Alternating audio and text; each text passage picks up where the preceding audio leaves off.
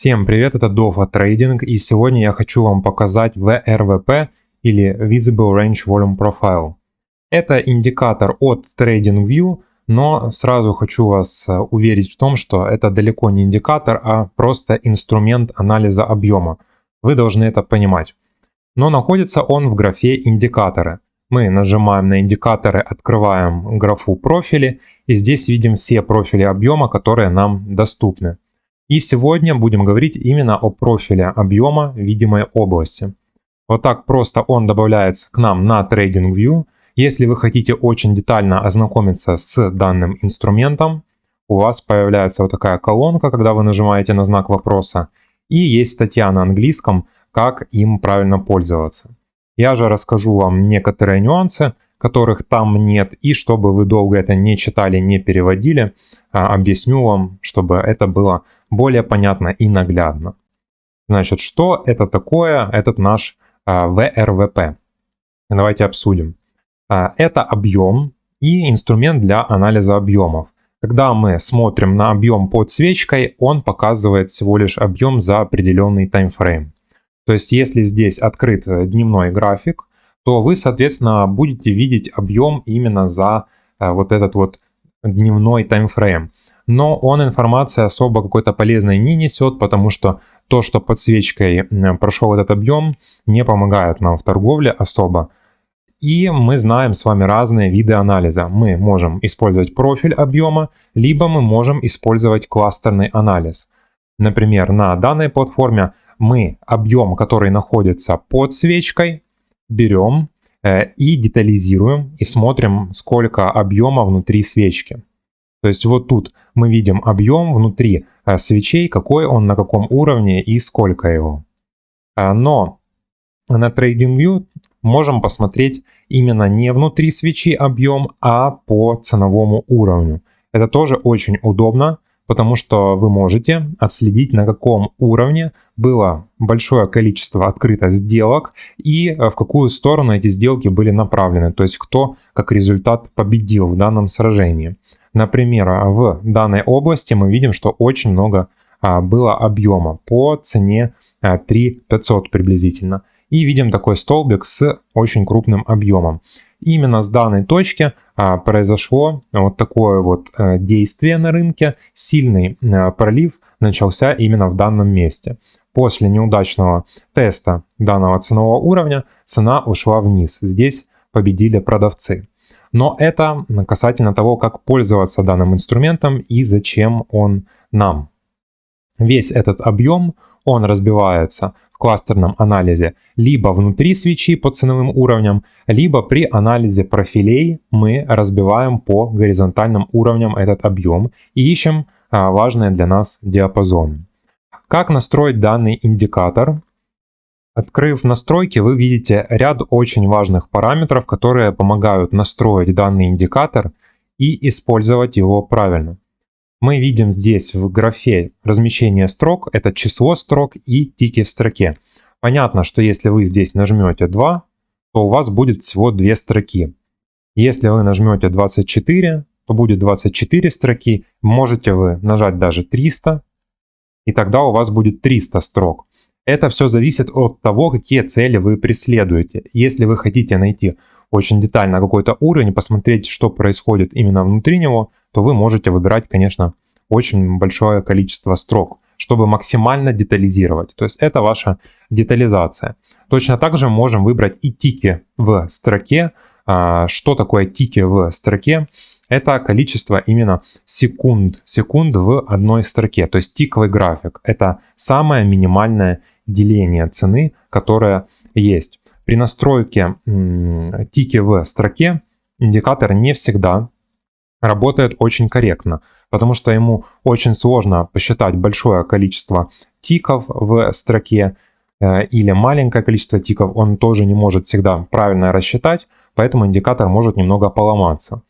И это также зависит от того, какой диапазон времени вы открываете. Поэтому с данной функцией нужно быть аккуратным, чтобы корректно здесь все у вас отображалось. Давайте вернем по умолчанию число строк и поговорим, что это за объем вверх и вниз. Мы видим вверх объем и видим объем вниз. Это объем, при котором цена двигалась вверх, и объем, при котором цена двигалась вниз. При объеме, который двигал цену вверх, столбики закрашиваются синим. Объем, который двигает цену вниз, он закрашивается желтым. Мы можем детализировать объем, можем посмотреть общий просто объем. При детализации используется дельта. Тогда мы видим, какого объема на ценовом уровне было больше. Например, здесь мы видим, что больше объема все-таки здесь на продажу в этом всем диапазоне. Зона стоимости, что это такое? Зона стоимости — это тот истинный ценовой диапазон, в котором торговался актив. В зоне стоимости столбики яркие, за зоной стоимости столбики вот такие вот мутные. То есть наша зона стоимости в данном случае находится вот здесь. Это основной диапазон, в котором прошел весь объем торгов по эфириуму. Давайте двигаться дальше и обсуждать данные параметры в индикаторе. Стиль. Значение. Мы можем добавить сюда значение и посмотреть конкретно, какой объем на каждом ценовом уровне был. Мы можем настроить ширину от прямоугольника. Это все наши визуальные настройки, какие нам нравятся. Мы здесь выбираем. Растущий объем вы видите синим, снижающийся он желтым. Value Area High и Value Area Low. Value Area High — это верхняя граница той самой зоны стоимости, и нижняя граница зоны стоимости — это Value Area Low. Внутри данной зоны стоимости есть определенный ценовой уровень, по которому происходит максимальная вспышка объема. Это называется точка контроля или POC. Наш уровень выделяется красной линией, 3528 это цена. Мы можем выбирать также цвет данной точки POC. Можем ее включать, либо выключать.